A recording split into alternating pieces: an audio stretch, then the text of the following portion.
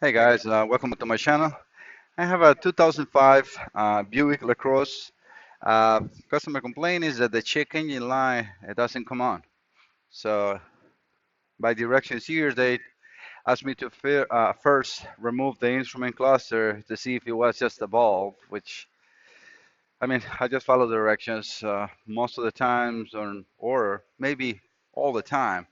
Check engine light, ABS, and so are LEDs not removable. So unless somebody got into the instrument cluster and remove it or put a piece of tape on top of it, it is very hard that you can fix that just by um, a bulb. All right. Okay. So either way, I have the instrument cluster already removed. That's the bezel, the covers from the left side of the dash all the way up to the other side.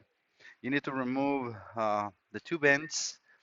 Uh, you will find a 7 millimeter right here under it and on the other side, and the rest are just clips. Be very careful because uh, hopefully you guys can see how cracked this dashboard is. It's very common on these cars. All right, going back to the diagnosis. So we have a complaint of a dashboard that is not working or instrument cluster. So the first thing that I did a vehicle. Let me get out to show you guys where I am. Just wanna show you that. So I am in the instrument cluster, like engine, computer, or let me go back so I show you all guys. So this is the way a snap-on shows. So you got engine, transmission, anti-locks, and so on. I just go down to instrument cluster, and in there, well, I first check for codes, no codes. And then you go to functional tests, display tests, and then in here, just want to show that we got nothing on. I'm going to turn it on. 1 second. Now it's on. So as you guys can see, everything did came on except for the chicken in line, which should be right here. So I need to open this dash or instrument cluster to see what the problem is because I noticed that when they put the ignition, maybe this system is not made for to do that. But I mean, right now nothing is coming on. Let me exit the scanner.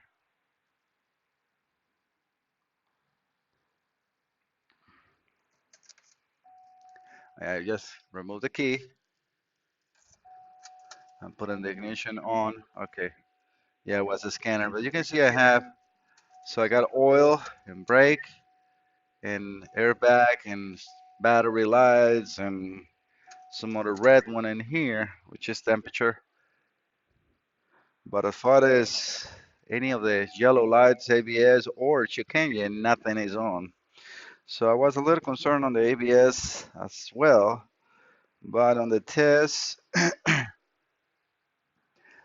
now it's coming on. We have also like a tire pressure. I'm not sure if it's this 2005 has it or not, but it's there. So at least I'm able to uh, activate that one.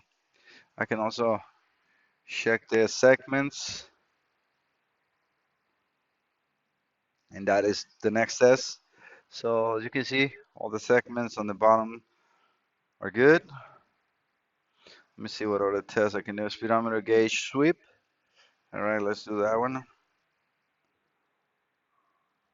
All right, that's up. Perfect. And then down. I'm just scrolling to the test now. It's a fuel gauge, which is right here, right? And we can do that same thing. All right, I went all the way up and all the way down. And I can do that with the tachometer as well.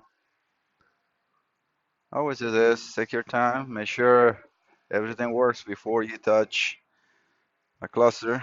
Especially this one. This one was, it's a refurbished one. All right, I'm gonna do the one on the coolant.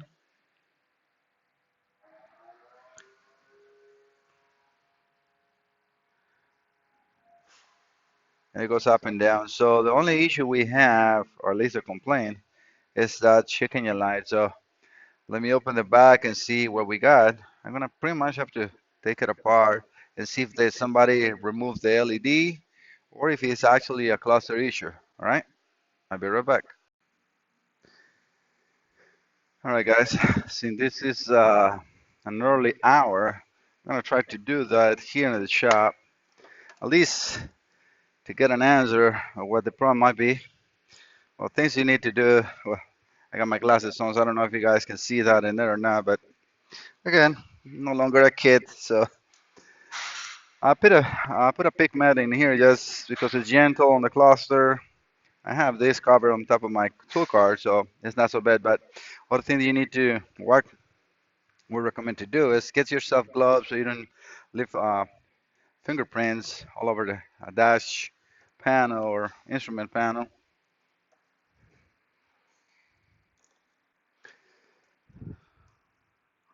Because I do repair a lot of clusters.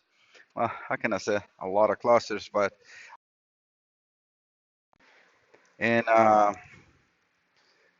I see clusters that have been brought to me that are just like I mean a rookie work on it. All right, so we got that cover off. Okay, so I can see that somebody was here before, so hopefully you guys can see that. Let me get a zoom glass for you guys, or get this close. Let's see. Hopefully it's not so bad. I'm trying to get you guys a closer look. See, like these ones, it's gonna be very hard to see through this thing. There's so much glare, but you can see the color of those. I mean, yeah, whoever working here wasn't too careful. It's not so bad, but it's not a good job.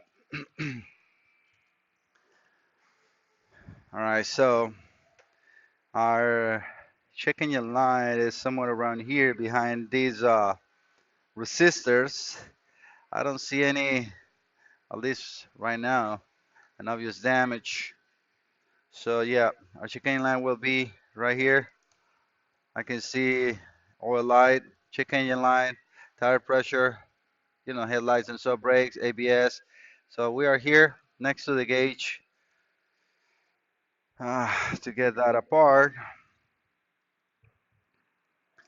I'm gonna have to, yeah, get the needles out and then take the rear panel off. But before that, let me just take a quick look around the board itself to see if I find any burn spots.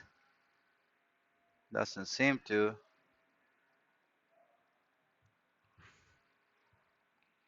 Like these are bulbs you can replace.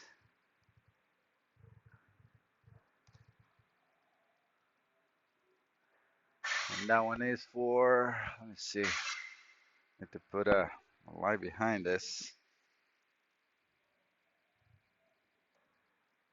It's very hard to see or say.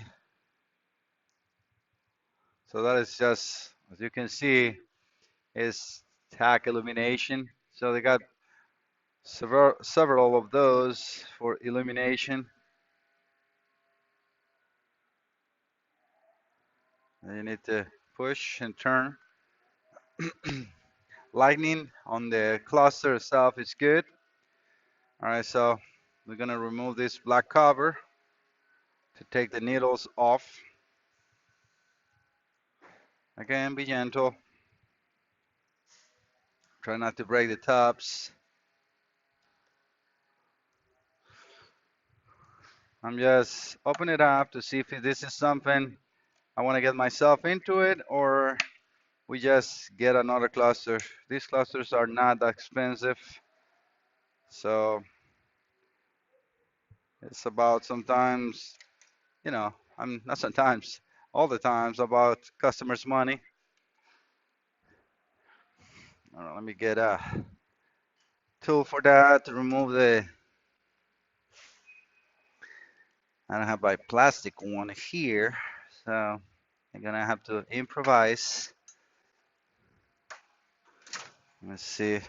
Oh, actually, I might have one here. Let's see. This might work. This is just for the trims, but it works. Just make sure it's under.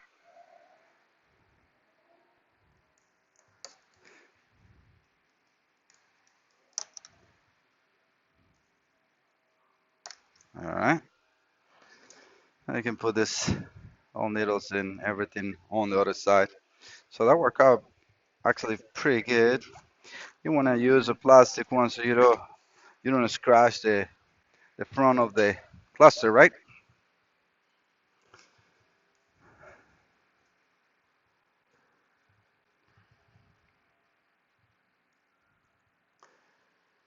All right, I think that's it, right? Mm-hmm. Let me, might want to put well, no, that's fine. I was thinking to put the plastic cover again, but it's not so bad. I'm gonna need two little screwdrivers for that. And to get a new one clean.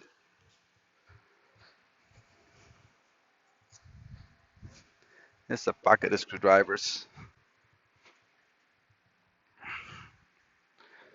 So all you gotta do is push the tab with one and then pry it up with the other one. Just be gentle. You can see it will be coming easy. You can use a pick as well if you rather for the lifting.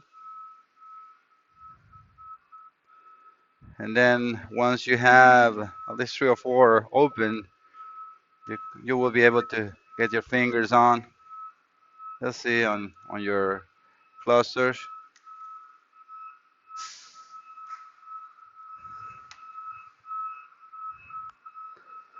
All right, we're almost there. Okay, I can put that there. And now let's take a look. So, yes, it is an LED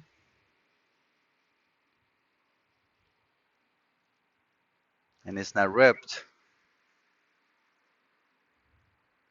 which was my concern. Let me see, make sure they didn't put any tape covering the actual chicken in a spot.